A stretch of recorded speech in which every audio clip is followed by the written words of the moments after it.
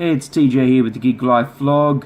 Another episode. There was no episode the last few weeks because unfortunately I had some sort of issue with my phone and I lost all of my footage that I'd taken in the last 2 weeks, which kind of sucks. Especially I was lucky enough to work with some great musicians. Did a gig with Pete Daly and George Schultz, who are lovely guys from the band The T-Birds. It's always a pleasure to work with those guys a few weeks ago, and this last weekend was a pretty busy one for me. I had this one just gone. I had the Oxford Hotel on Friday and Sunday nights, which is nice because, it's a venue I've played at for the last 7 years. It's a gorgeous little venue and right in the middle of town. It's always nice to play somewhere that's got the beer garden, get that breeze from the river.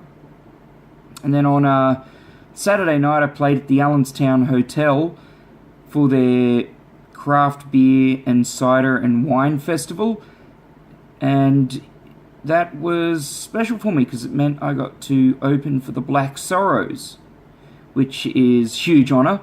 I've got some footage of that I'll pop in right about now.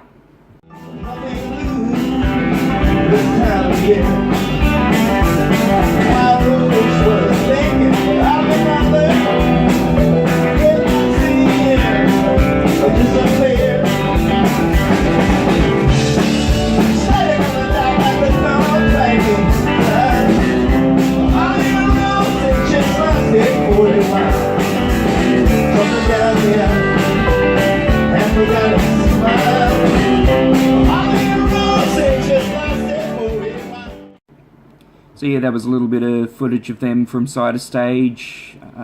For any of our international viewers, Black Sorrows are a very popular band in Australia. They're considered, some living legends. They were very big in the 80s and early 90s, kind of doing their blues rock thing, and a little bit of soul sort of funk feel to them as well at times. I highly recommend checking them out. They got a song called Chained to the Wheel, which was very popular. I know the video was probably a little bit loud, but that's what you get. When you're side of stage, you're close to all those amps, and you're not going to get that softly.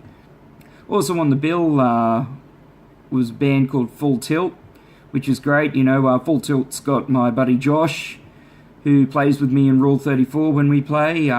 He's their bassist as well, and their drummer is a guy by the name of Mick Bell, who I spent 10 years working with in previous bands, SOS and Winging It, and I learnt a lot about music from that guy. He's super talented drummer, super talented bassist as well. Very great songwriter, and I don't get to see him as often as I'd like, so it was nice to spend the evening catching up with him, especially now that he's moved down to Bundaberg. I'll always be forever grateful for how much I got to learn from that guy. An absolutely really funny dude. We used to have this thing when we were playing together. We'd go, we'd travel out west on our 3-4 hour road trips, and we'd spend the entire time just seeing who could creatively insult each other the best, and learn a lot about how to be quick-witted and thick-skinned around him, that's for certain.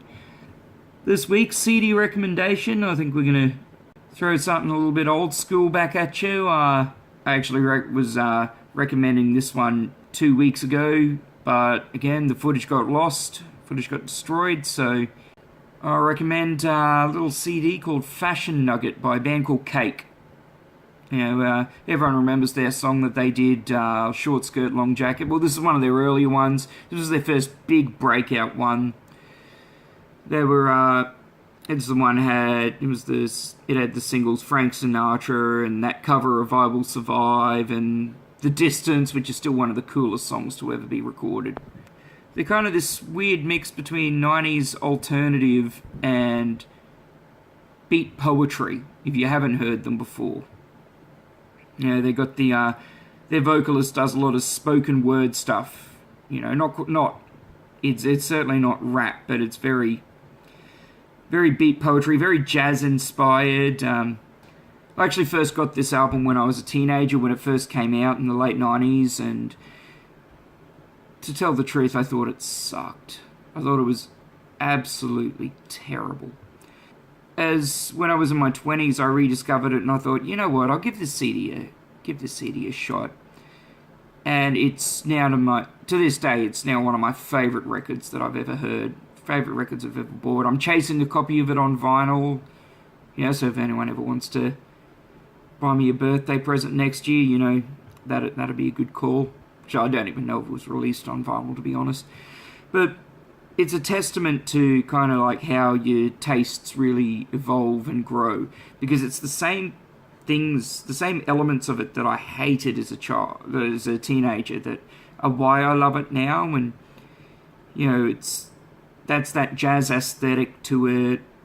Like they use a lot of augmented and diminished chords, and they use a lot of really weird incidental chords, and not just on the guitar and on the keyboard, but also in their vocal harmonies.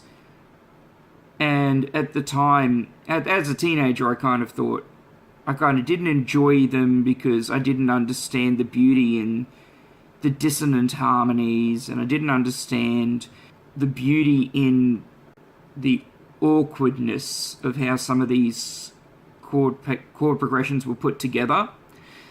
And it's certainly an album that I recommend people listen to because of those now. Like, because they are so different to anything that anyone's doing right now, yet still the songs are so catchy that it's very accessible music, even though it's different and weird and very out there. So I highly recommend, if you haven't picked it up, go grab it on iTunes, grab it on Google Play, on CD Baby, or if it's on there. It's even just Spotify it. It's a very honest album. It's a very adult album, in the sense that you can really tell the life experience that their singers had for it. In his lyrics, you can really tell how he's gone through a lot and how he's grown as a person. So I recommend picking that one up. That's the album of the week, Fashion Nugget by Cake. On that note, I think I'll leave it there. This weekend also, this past weekend just gone, I managed to, we put out the 6th episode of the Political Podcast, the Australian podcast it's called, spelled alien, like the things that might come from the sky one day. So that's myself and my friend Sean, and I highly recommend, if you want to listen to some interesting discussion and breakdown on the Australian political scene in particular, and in other episodes we also touch on a lot of world events. So I would recommend, highly checking it out. And if you do check it out and you do like it, it's on iTunes, free download on iTunes, or it's on Omny, onmy.net. If you do like it, please do us a favour, give us a review on iTunes, because that's how we get the word out there, that's how we get discovered. I say it every week, but social media stuff, it's so very, very important to us. All these metrics, they're how people see us. And in this industry, it's very much a case of perception, and it's very much a case of how people can see you. And the more of a big deal you look, the more people will take you seriously. So it's always that starting off part is the hardest bit. So if you've got friends that are doing anything in the arts or sciences, or doing podcasting, music, art, sculpture, ceramics, pottery, anything, anything that can, even if they've just got a fresh business, that they just started, any help that you can give them on social media will mean the world, even if it's just small things like liking and sharing, a comment, a review, even if just before you go to bed, if they got a YouTube channel, just before you go to bed, put it on mute, give them an extra play. Or on Spotify, set up a song lister there of all your mates' bands. Just before you go to bed or before you head out on the town, just put the playlist on, set it to repeat, hit mute, and walk out the door or head to bed, because those metrics help us so much. Anyway, I'm gonna head.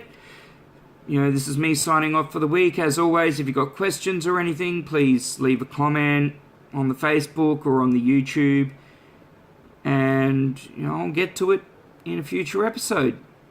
Thanks very much for watching. This is TJ signing off.